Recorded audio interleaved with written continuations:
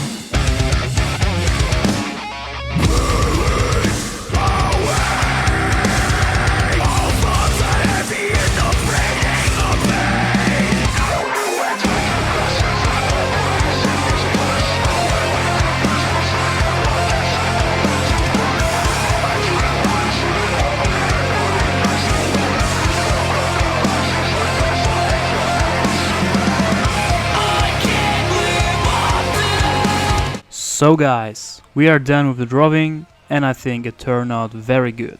If you put both drawings side by side, you can see a huge difference. The new drawing is drawn way more professional, the coloring is on point, the line work is very clean, and I think I have improved on every aspect. But I have to say that I really was very concentrated, I took my time, and 6 years is a lot of time to improve. The improvements are still huge, but the reason why I did this drawing is to show you that you can improve as well. I think a lot of you are on a level which I was in 2013, so there is no reason why you can't get to my level in 6 years if you work on your skills every day just as I do.